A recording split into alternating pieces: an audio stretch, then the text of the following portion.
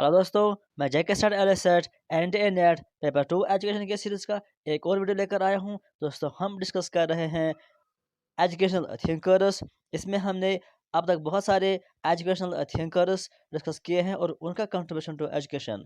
आज का हमारा जो इसमें एजुकेशनल थिंकर रहेगा वो है नेल नॉर्डिंगस।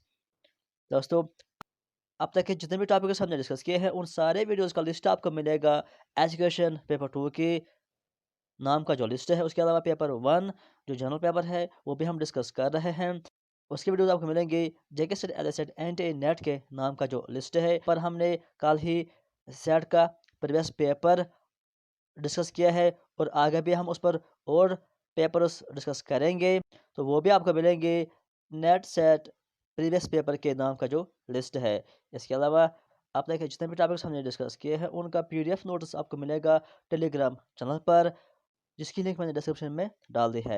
अगर किसी ने टेलीग्राम ग्रुप अभी तक ज्वाइन नहीं किया है तो आज ही ज्वाइन कीजिए और वहां से वो पीडीएफ नोट्स देख लीजिए। तो चलिए हम शुरू करते हैं आज का टॉपिक, नेल नॉर्डिंगस।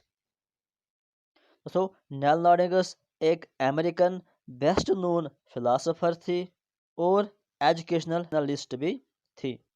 ये नेल नॉर्डिंगस 13 जनवरी को पैदा हुए थे इन 1929 यूएसए। अब हम यहाँ पर बात करते हैं एजुकेशन फिलॉसफी ऑफ नेल नॉर्डिंगस। दोस्तों, एजुकेशन फिलॉसफी ऑफ नेल नॉर्डिंगस, इसमें आपको एक अहम पॉइंट याद रखना है कि उसने बहुत ज़्यादा जोर दिया है केयरिंग केयरिंग एथिक्स पर। ये केयरिंग जो वर्ड है या केयरिंग एथिक्स, ये एक वर्ड है जो की वर्ड है, आपको याद रखना है नेल नॉर्डिंगस के हवाले से। जब भी न्यालोनिक्स की बात आएगी तो केयरिंग एजुकेशन या केयरिंग एथिक्स की बात वहां पर ज़रूर होगी।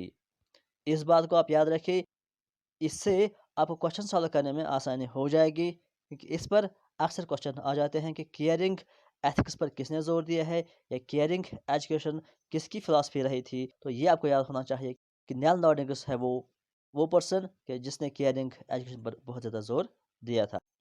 यहाँ पर देख लीजिए, she demonstrated the significance of caring and relationship, both as an educational goal and as a fundamental aspect of education. Caring और relationship उसके मेन पॉइंट्स थे और मेन कॉन्सेप्ट्स थे एजुकेशन से रिलेटेड। उसने कहा कि ये एजुकेशनल गोल और फंडामेंटल एस्पेक्ट है एजुकेशन का। उसके अलावा ने कहा है कि एजुकेशन को एजुकेशन किस चीज़ को हम कहेंगे। उन्होंने कहा एजुकेशन उन सारी कोशिशों, उन सारे जद्दोजहद का एक मजमू है। जो भी हम कोशिशें करते हैं, जो भी हम एक्टिविटीज़ करते हैं, चाहे वो प्लानड एक्टिविटीज़ होती हैं, अनप्लानड एक्टिविटीज़ होती हैं, उन सारे एक्टिविटीज़ का, उन सारी कोशिशों का ये मकसद होता है, ये एम होता है कि हमको प्रमोट हो जाए या हमको हासिल हो जाए नॉलेज, स्किल्स, अंडरस्टैंडिंग, एप्रिसिएशन। यानी उनका कहना था कि जो भी कोशिशें हम करते हैं, जो भी एक्टिविटीज़, जो भी जद्दोजहद हम करते हैं, जिसका ये मकसद होता है कि हमारे पास नॉलेज आ जाए, हमारे पास स्किल्स आ जाएं, अंडरस्टैंडिंग में इजाफा हो जाए, अंडरस्टैंडिंग पावर डेवलप हो जाए। उसके लिए चाहे आप पनिशमेंट भी यूज़ करते हो, कभी कभी कभी ह्यूमिलेशन भी यूज़ करते हो, कभी अप्रिशिएट भी करते हो, ये सारी चीज़ें, इसी को हम एजुकेशन कहते हैं। ये कहा था नेल नॉर्डिंगस ने। उसके अलावा उन्होंने कहा कि जो मॉरल एजुकेशन होती है उसका भी एक इम्पोर्टेंट रोल होता है। Has been a great importance throughout her work in care ethics. Care ethics पर उसने बहुत ज़्यादा जोर दिया है कि मॉरल एजुकेशन होना चाहिए। उसके अलावा जो नेल नॉर्डिगस है, उन्होंने कहा कि जो एजुकेशन बेस्ड है ऑन केयर पर्सपेक्टिव, उसके 4 की कंपोनेंट्स होते हैं। वो 4 की कंपोनेंट्स क्या हैं? वो है मॉडलिंग, डायलॉग, प्रैक्टिस, कन्फर्मेशन। इन 4 की पॉइंट्स को आप याद रखिए। इस पर कभी क्वेश्चन आता है कि जो नेल नॉर्डिगस का केयर एजुकेशन कॉन्सेप्ट था उसमें उन्होंने किन 4 कंपोनेंट्स की बात की है, तो ये आपको याद रखना है कि मॉडलिंग कहा है एक कंपोनेंट, पहला कंपोनेंट।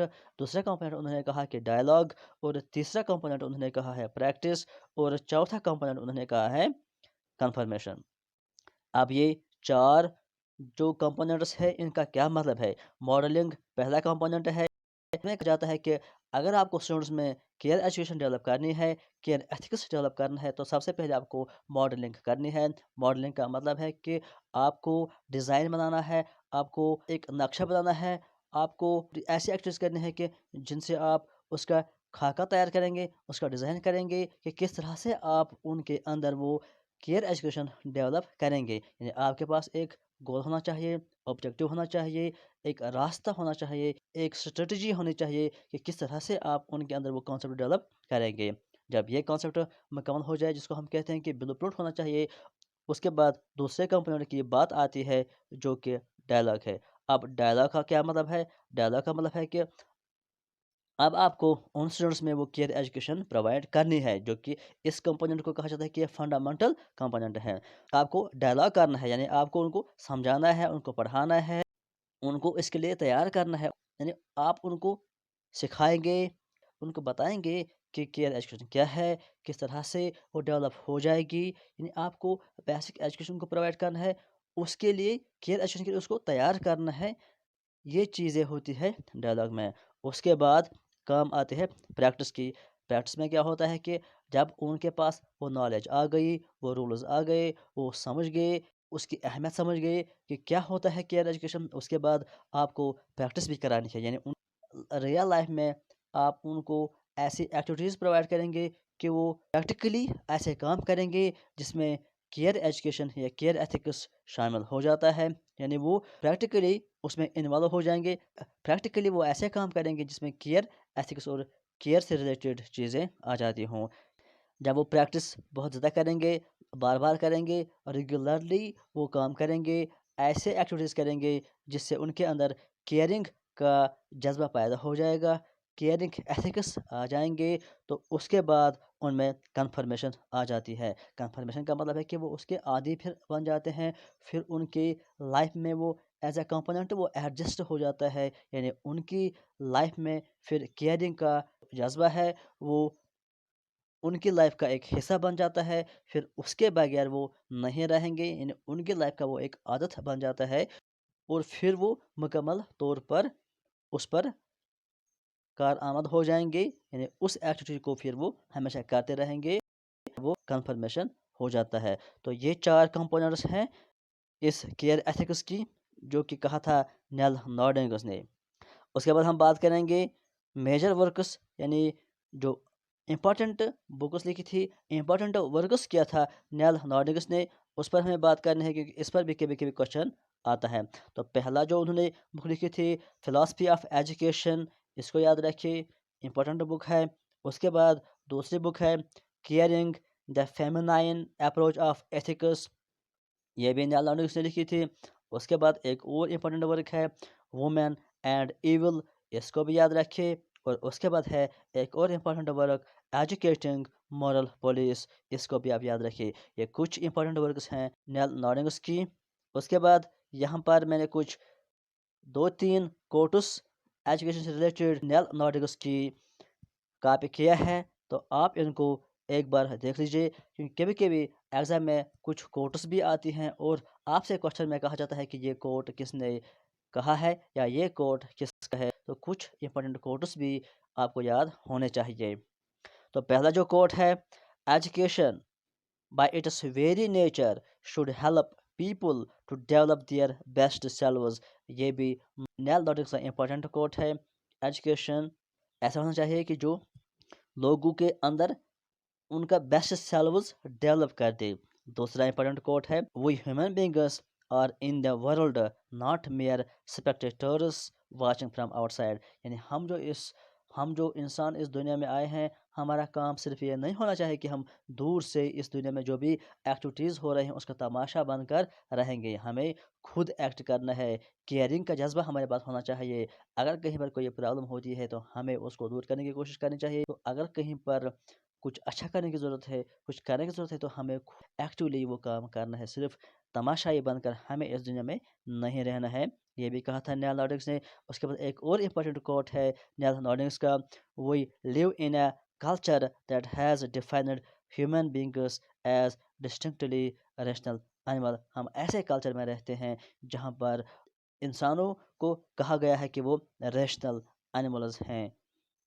तो उसके बाद लर्निंग अकॉर्डिंग टू नेल नॉर्डिगस, उस पर उन्होंने क्या कहा है, डिफरेंशियल लर्निंग occurs when, उन्होंने कहा कि डिफरेंशियल लर्निंग यानी अलग तरह की लर्निंग तब पैदा हो जाती है, तब डेवलप हो जाती है जब पेरेंट्स भी और टीचर्स मिलकर स्टूडेंट्स या अपने चिल्ड्रन को पहले तो उनको प्लान बनाएंगे, उनको गाइड करेंगे, उसके बाद उनको एजुकेशन प्रोवाइड करेंगे, इंस्ट्रक्टर देंगे, उसके बाद जहाँ पर लगे कि करेक्ट करना है वहाँ पर करेक्ट करें, मॉनिटर करें, लगातार उनको मॉनिटर करें, उनको लुक आफ्टर करें, उनका देखभाल करें कि किस तरह से वो चल रहे हैं, उनकी ग्रोथ हो रही है, कहाँ पर चेंजेस करने की ज़रूरत है और कहाँ पर उनको अप्रिशिएट करने की ज़रूरत है, तो वो भी करें। और कंट्रोल, कंट्रोल मीन्स कि उनको हर एक एक्टिविटी पर नज़र रखें कि कहाँ पर ज़रूरत है चेंज करने की, कहाँ पर अप्रिशिएट करने की ज़रूरत है।